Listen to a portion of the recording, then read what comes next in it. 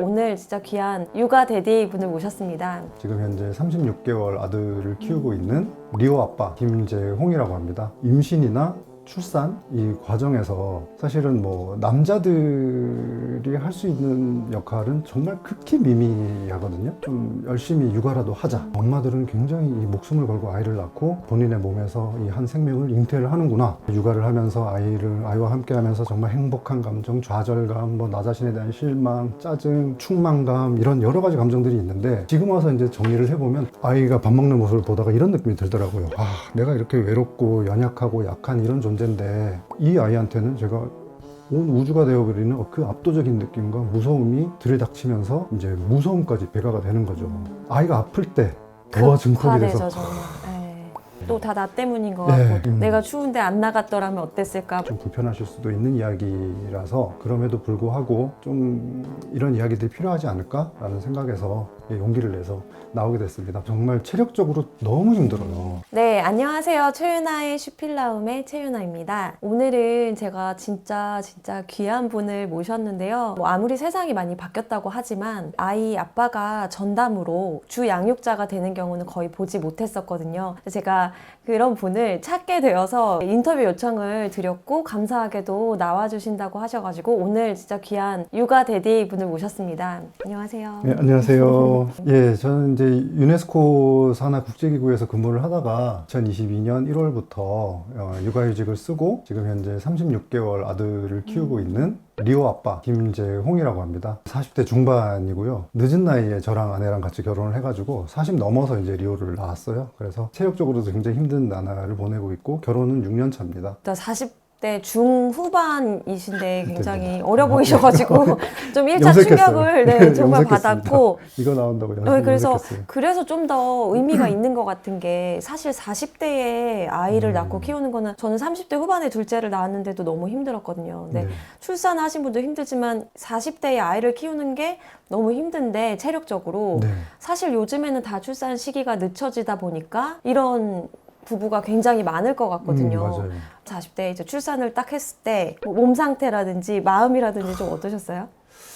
저도 그렇고 저희 아내도 그렇고 이제 늦은 나이에 출산을 경험을 하다 보니까 정말 체력적으로 너무 힘들어요. 아시겠지만 정말 지금 몸이 성한 구석이 없을 정도로 지금 허리도 그렇고 뭐 어깨라든지 이런 부분들이 굉장히 많이 망가졌는데 그럼에도 불구하고 사실 제가 느꼈던 부분들은 임신이나 출산 이 과정에서 사실은 뭐 남자들이 할 수 있는 역할은 정말 극히 미미하거든요. 거칠게 표현을 하면은 씨앗을 주는 그 과정에서 뭐 간단한 작업? 요거 말고는 그 이후에 모든 이 고통이나 이 감정이나 느낌들은 이제 아내에게 오롯이 전가가 된단 말이죠. 그 부분에서 임신과 출산의 과정에서 위험한 요소들이 많이 있잖아요. 변호사님 아시다시피 뭐 아이가 생길 때부터 출산할 때 그리고 출산 이후에도 정말 이 목숨이 위험한 순간들이 꽤 많더라고요. 그걸 보면서 제가 엄마들은 굉장히 이 목숨을 걸고 아이를 낳고 본인의 몸에서 이 한 생명을 잉태를 하는구나 라는 거를 느끼고는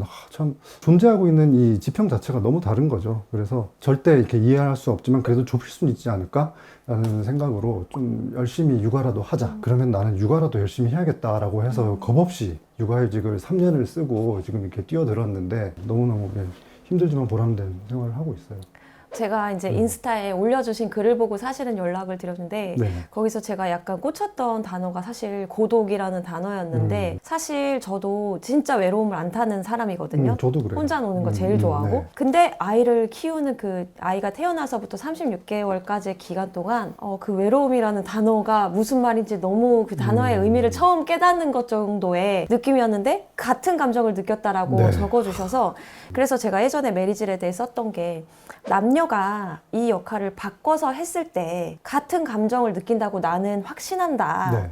라고 썼던 적이 있었거든요. 맞아요. 근데 사실 그런 사례가 없다 보니까 이걸 좀 뒷받침하기가 어려웠는데 이제 재홍님께서 써주신 글에 남자도 아무리 체력이 좋고 좀 더 네, 여자보다 맞아요. 그래도 외로움을 느낀다. 그런 성격적인 성향과 상관없이 상관없죠. 예, 네. 육아라는 것 자체가 외로움과 죄책감을 느끼게 하는 그런 노동이라는 거, 그걸 보고 되게 느꼈는데 어떠셨어요? 예, 사실은 이 부분을 말씀을 드리고 싶어서 출연을 결심을 하게 됐어요. 변호사님 말씀하셨던 것처럼 진짜 너무 외롭잖아요. 근데 이게 흔히들 우리가 뭐 이야기할 때 육아라는 것이 뭐 해봐야 한다 이렇게 머리로는 말씀하시지만 진짜 피를 토하는 심정으로 아 이거 진짜 해봐야 되는 거구나 라고 생각을 했단 말이죠. 제가 육아휴직을 이제 거의 2년 가까이 되어 가는데 여러 가지 감정들이 있잖아요. 육아를 하면서 아이와 함께 하면서 정말 행복한 감정, 좌절감, 뭐 나 자신에 대한 실망, 짜증, 충만감 이런 여러 가지 감정들이 있는데 지금 와서 이제 정리를 해보면 외로움, 그 다음에 이 두려움, 이 두 감정이